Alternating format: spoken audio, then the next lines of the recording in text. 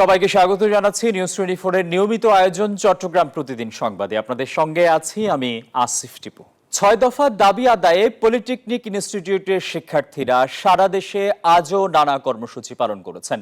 Class পরীক্ষা বর্জন করে চট্টগ্রামে গণমিছিল করেছেন পলিটেকনিক ইনস্টিটিউটের শিক্ষার্থীরা। সকালে প্রতিষ্ঠানের সামনে থেকে মিছিল বের করে তারা নগরীর 2 নম্বর গেট জিএসসি হয়ে টাইগার পাসে গিয়ে সংক্ষিপ্ত সমাবেশ করেন শিক্ষার্থীরা। আন্দোলনের সাথে একাত্মতা ঘোষণা করেন পলিটেকনিক ইনস্টিটিউটের কিছু শিক্ষক। এর আগেও 2 নম্বর গেটে কক্সবাজারগামী ট্রেন অবরোধ করে বিক্ষোভের পাশাপাশি সড়ক অবরোধ করে তারা।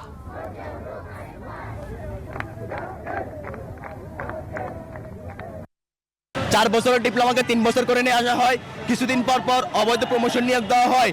এই কালো হাতকে ধ্বংস করার লক্ষ্যে সারা দেশের পলিটেকনিক শিক্ষার্থীরা মাঠে নামছে। আমাদের 6 দফা যেগুলো দাবি সেগুলো আমাদের যেন পূরণ করা হয়, তার জন্য আমরা আবার নতুন করে আন্দোলন শুরু করছি। 30% যে প্রমোশনটা দিছে ওই প্রমোশনটা অতি দ্রুত প্রত্যাহার করে আমাদেরকে শিক্ষামূলক পরিবেশ সৃষ্টি করে দিতে হবে। সুষ্ঠু নির্বাচনের পরিকল্পনার রোড ম্যাপ নিয়ে এগিয়ে যাচ্ছে বর্তমান সরকার, জানিয়েছেন ধর্ম উপদেষ্টা আফম খালিদ হোসেন। রাঙামাটি সরকারি কলেজ মাঠে জাতীয় সিরাত সম্মেলনের উদ্বোধন শেষে তিনি একথা জানান। বলেন, প্রধান উপদেষ্টার রোড ম্যাপ অনুসরণ করে দেশ এগিয়ে যাচ্ছে। সঠিক সময়েই অবাধ, সুষ্ঠু ও নিরপেক্ষ নির্বাচন অনুষ্ঠিত হবে। কোনোভাবে নির্বাচন পরিকল্পনা বানচাল করা যাবে না। এ সময় সহিংসতাকারীদের কঠোর হাতে দমন করা হবে বলেও হুঁশিয়ারি দেন তিনি। জনগণের অভিপ্রায় এবং ইচ্ছাটা হচ্ছে বড়। তো একদল চাচ্ছে এরকম, আরেক দল চাচ্ছে ওই রকম। তো জনগণের ইচ্ছা অভিপ্রায় যেটা জোরালো হবে, সরকার সেদিকে নজর দেবে। তো সরকার একটা নির্ধারিত রোড ম্যাপ নিয়ে এগিয়ে যাচ্ছে। চট্টগ্রামের গহিরায় আগ্নেয়াস্ত্র ও ইয়াবা সহ এক কুখ্যাত মাদক কারবারিকে আটক করেছে কোস্টগার্ড। সোমবার সকালে এক সংবাদ সম্মেলনে তাকে আটকের কথা জানানো হয়। ভোরে আনোয়ারা গহিরা সমুদ্র এলাকায় বিশেষ অভিযান চালিয়ে তাকে আটক করা হয়। এ সময় অস্ত্র, গুলি ও বিপুল পরিমাণ মাদকদ্রব্য সহ নগদ টাকা উদ্ধার করে কোস্টগার্ড। আবু জাবেদের ক্যামেরায় আকরাম হোসাইনের রিপোর্ট। চট্টগ্রাম বন্দর বহির্বিশ্বে একটি সুরক্ষিত এবং নিরাপদ বন্দর হিসেবে পরিচিত। এটি বাংলাদেশের অর্থনীতির মূল ফটকও। বন্দরকে সুরক্ষিত রাখতে বাংলাদেশ কোস্টগার্ড সোমবার ভোর রাতে আনোয়ারা গহিরা সমুদ্র এলাকায় বিশেষ অভিযান পরিচালনা করে। এ সময় একটি সন্দেহজনক কাঠের বোট তল্লাশি করে 30,000 পিস ইয়াবা, অস্ত্র, গুলি এবং নগদ টাকা সহ একজনকে গ্রেপ্তার করে কোস্টগার্ড। এটা সার্বিকভাবে দেখা যাচ্ছে যে যুব সমাজের কাছে বিভিন্নভাবে পৌঁছে যায়। কোথায় আসছে সেটা আমরা নিশ্চিত, কিন্তু কোথা থেকে এসেছে, কত হাত বদল করে এসেছে, সেটি আমরা এখনো তাকে আরো জিজ্ঞাসাবাদে জানতে পারবো। কোস্টগার্ড জানিয়েছে, গ্রেপ্তার শওকত আলী চট্টগ্রাম বন্দরে দীর্ঘদিন ধরে চুরি এবং বন্দর চ্যানেল দিয়ে ইয়াবা পাচার করে আসছিল। এছাড়া সাগরে ডাকাতির নেতৃত্ব দেওয়ার তথ্য পেয়েছে তারা। দস্যুতার সম্ভাবনা সৃষ্টিকারী, সহযোগী তৈরি এবং দস্যুতা কার্যক্রমের সাথে তার জড়িত থাকার জন্য আমরা যথেষ্ট আলামত ইতিমধ্যে সংগ্রহ করেছি। অপারেশন পরিকল্পনাটি কোথা থেকে, তারা কিভাবে অপারেশনগুলো করে থাকে এবং ঝুঁকি প্রদান করে থাকে জাহাজগুলোকে, সেগুলো আমরা আশা করছি আমরা এটা অতি সত্বর বের করতে সক্ষম হব। কোস্টগার্ড বলছে, শওকত আলী আনোয়ারা গহিরার দস্যুতা, মাদক কারবার এবং জাহাজ চোর সিন্ডিকেটের গডফাদার। তার বিরুদ্ধে অস্ত্র, মাদক এবং চুরির মামলা রয়েছে। আকরাম হোসাইন, নিউজ 24, চট্টগ্রাম। চট্টগ্রামে পাহাড় কেটে নির্মাণ হচ্ছে বহুতল ভবন। অভিযান শুরু করেছে সিডিএ। নগরীর আশকার দিঘির পাড় এলাকায় স্বপ্নিল আবাসন নামের ডেভেলপার প্রতিষ্ঠানের একটি বহুতল ভবন গুড়িয়ে দিয়েছে চট্টগ্রাম উন্নয়ন কর্তৃপক্ষ। রতন দাসের ছবিতে চট্টগ্রাম থেকে নয়ন বড়ুয়া জয়ের রিপোর্ট। চট্টগ্রাম উন্নয়ন কর্তৃপক্ষের নির্দেশনা না মেনে পাহাড় কেটেই জামাল খানের আশকার দিঘি এলাকায় নির্মাণ হচ্ছে স্বপ্নিল আবাসন নামে বহুতল ভবন। সোমবার সকালে চট্টগ্রাম উন্নয়ন কর্তৃপক্ষ, পরিবেশ অধিদপ্তর সহ সংশ্লিষ্ট সংস্থাদের নিয়ে উচ্ছেদ অভিযানে নামে সিডিএ গুড়িয়ে দেওয়া হয় ভবনটির বেশিরভাগ অংশ। তাদেরকে যে ইনস্ট্রাকশন ছিল সেটা কোর্ট থেকে ইনজাংশন নিয়ে আসে, যে কারণে আমরা আইনগতভাবে এখানে আর কোনো অ্যাকশন নিতে পারছিলাম না। গতকালেই সেটা আমাদের চেম্বার জজে আমরা সেটাকে ভ্যাকেট করিয়েছি। ভ্যাকেট করে আজকেই আমরা ইমিডিয়েট আমাদের চেয়ারম্যান মহোদয়ের নির্দেশক্রমে আমরা আজকে এখানে উচ্ছেদে এসেছি। পাহাড় কেটে স্থাপনা নির্মাণ করায় এর আগে বিভিন্ন সময় চট্টগ্রাম সিটি কর্পোরেশন, সিডিএ এবং পরিবেশ অধিদপ্তর বারবার নোটিশ দিলেও সেসবের তোয়াক্কা না করে বহুতল ভবন নির্মাণ অব্যাহত রাখে এই প্রতিষ্ঠানটি। এক পর্যায়ে বিষয়টি আদালত পর্যন্ত গড়ালে ভবন নির্মাণের কাজ চালিয়ে যেতে হাইকোর্টে রিট করে আদেশ নিয়ে আসেন জমির মালিকেরা। তবে ওই রিটে এটা উল্লেখ করা হয়নি জায়গাটিতে পাহাড় আছে। কিন্তু গতকাল উচ্চ আদালতে জমির মালিকদের করা সেই স্টে অর্ডার খারিজ হয়ে যাওয়ায় উচ্ছেদে নামে সিডিএ। পাহাড়ের মধ্যে পড়ছে, ডেভিয়েশন করে পাহাড় কেটে করা হয়েছে, সে অংশটুকু আমাদের ওইখানে অভিযান চলবে। আমরা পুরো বিল্ডিং ভাঙতে আসি নাই, আমরা আসছি মূলত পাহাড় কেটে। পাহাড় কাটা পাবে এটা অবৈধ, পরিবেশের জন্য হুমকি স্বরূপ, এবং এটা আমাদেরকে এই জন্য নিষেধাজ্ঞা দেওয়া হয়েছিল। দক্ষিণ দিকে যে পাহাড়টা দেখতে পাচ্ছেন সেটা আমাদের প্রাকৃতিকভাবে আপনার এখনো ন্যাচারাল সেই পাহাড়টা রয়ে গেছে, তারও ধারাবাহিকতা তার পাহাড়টা ইতিমধ্যে কেটে কেটে সব পাহাড়গুলো দুরিশাত করে ফেলছে। পাহাড় কেটে ভবন নির্মাণ বন্ধ করার দাবি সব শ্রেণী পেশার মানুষের, দুশ্চেন সংশ্লিষ্ট সংস্থাদের। এইদিকে পাহাড় কেটে যারা ভবন নির্মাণ করছে তাদের আইনের আওতায় আনার কথা বলছেন পরিবেশ অধিদপ্তর। নয়ন বড়ুয়া জয়, নিউজ 24, চট্টগ্রাম। কক্সবাজারের টেকনাফের নাফ নদীতে জেলেদের নতুন আতঙ্কের নাম আরাকান আর্মি। গত 5 মাসে মাছ ধরতে যাওয়া 150 জেলেকে অপহরণ করেছে মিয়ানমারের রাখাইন রাজ্যের এই বিদ্রোহী গোষ্ঠীটি। সম্প্রতি বিজিবির তৎপরতায় কিছু জেলেকে ফেরত আনা গেলেও বন্ধ নেই অপহরণ। এসব ঘটনায় উদ্বেগ উৎকণ্ঠা বাড়ছে স্থানীয়দের মাঝে। ইরফানুল হাসানের রিপোর্ট। বাংলাদেশ মিয়ানমারের 271 কিলোমিটার সীমানার মধ্যে নাফ নদীর জলসীমা পড়েছে 84 কিলোমিটার। গত 3 মাস ধরে নাফ নদীর জলসীমায় মিয়ানমারের সশস্ত্র গোষ্ঠী আরাকান আর্মির টহল তৎপরতা বেড়ে গেছে। সেই সঙ্গে নাফ নদী থেকে জেলেদের ট্রলারসহ অপহরণের ঘটনাও বাড়ছে। এতে আতঙ্কে জেলেরা। জেলেদের দাবি, আরাকান আর্মির সদস্যরা দ্রুতগতির স্পিডবোট নিয়ে নাফ নদীর বাংলাদেশের জলসীমায় ঢুকে পড়ে অস্ত্রের মুখে জেলেসহ মাছ ধরার ট্রলার ধরে নিয়ে যায়। মায়ানমারের দ্বার দিকে যাওয়ার সময় ওরা রোহিঙ্গা আরাকান আর্মি আটকে ফেলে। সেন্ট মার্টিনে হালকা দিয়ে খরচ করলে এটা ধরে নিয়ে যায়। তবে বিজিবির তৎপরতায় সম্প্রতি কিছু জেলেকে ফেরত আনা গেলেও অপহরণের ঘটনা বন্ধ করা যাচ্ছে না। এদিকে বুট মালিক সমিতির পক্ষ থেকে জানানো হয়, মোটা অঙ্কের টাকা দিয়ে মুক্তি মিললেও প্রায়ই ট্রলার রেখে দেয় আরাকান আর্মি। সাগর যাওয়ার সময় আরাকান আর্মির কাছে রাস্তা দিয়ে যাইতে আছে, এই রাস্তা দিয়ে দেখতে আছে আরাকান আর্মি।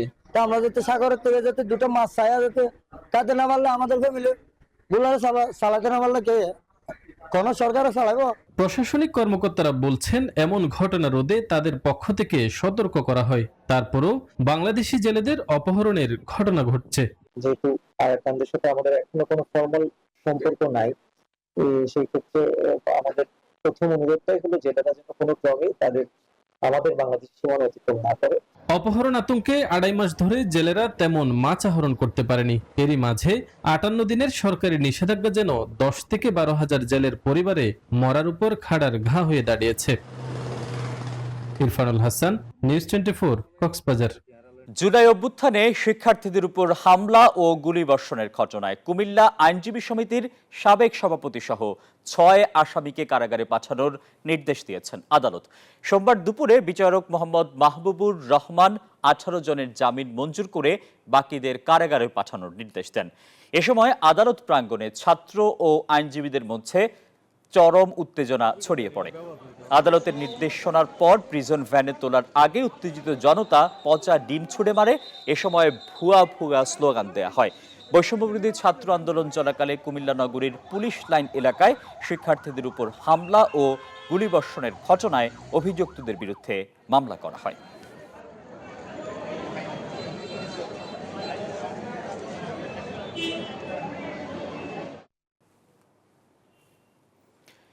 খাগড়াছড়িতে অপহরণের শিকার বিশ্ববিদ্যালয়ের 5 শিক্ষার্থীকে উদ্ধারে সেনাবাহিনীর সাঁড়াশি অভিযান চলছে। সোমবার সকালে জেলা সদরের দুর্গম ভাই বোন ছড়ার সুরেন্দ্র কারবারিপাড়া ও পূর্ণ কারবারিপাড়ায় অভিযান চালিয়ে পাহাড়ের আঞ্চলিক দল ইউপিডিএফ এর গোপন আস্তানার সন্ধান পাওয়া যায়। এ সময় গোপন আস্তানায় তল্লাশি চালিয়ে ইউপিডিএফ এর ব্যবহৃত বিপুল পরিমাণ প্রশিক্ষণ ও দাপ্তরিক সরঞ্জাম উদ্ধার করা হয়। তবে এখনও অপহৃত কাউকে উদ্ধার করা সম্ভব হয়নি। গত বুধবার খাগড়াছড়ি সদরের গিরিফুল এলাকা থেকে অপহৃত হন চট্টগ্রাম বিশ্ববিদ্যালয়ের 5 শিক্ষার্থী।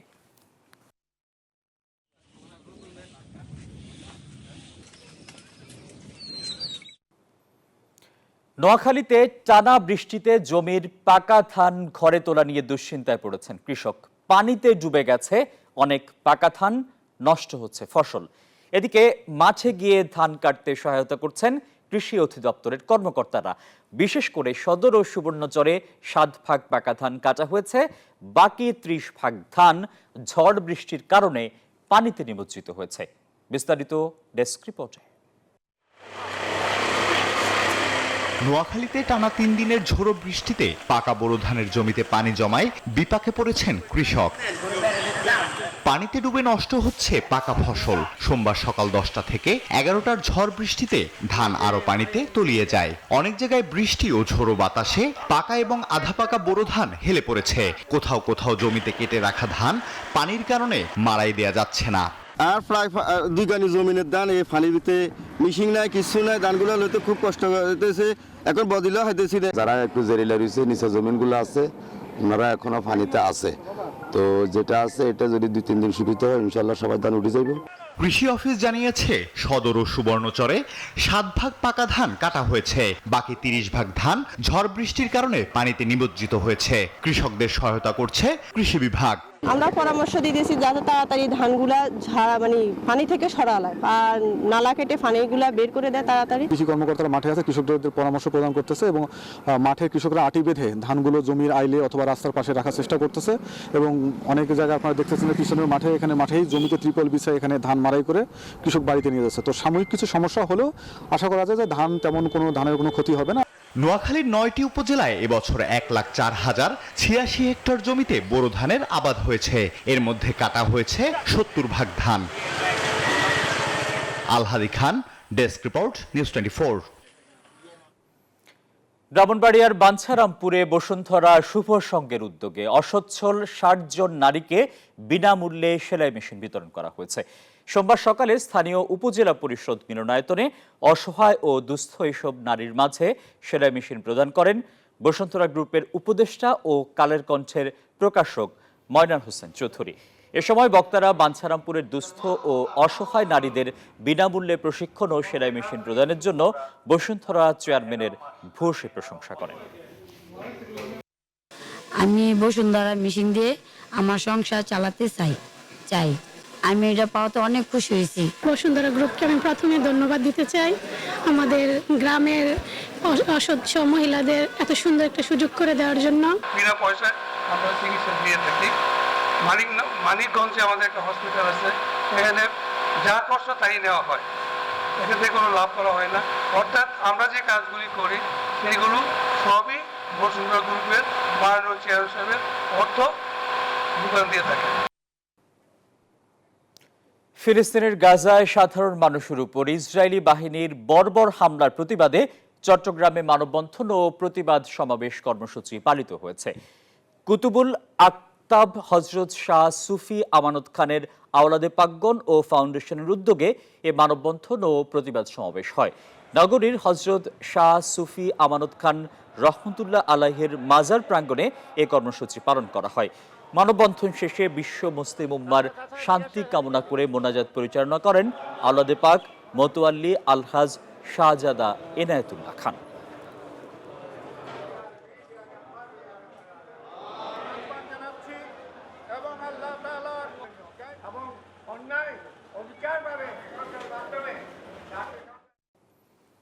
কার এই ছিল নিউজ 24 চট্টগ্রাম প্রতিদিন সংবাদে। সবাইকে ধন্যবাদ।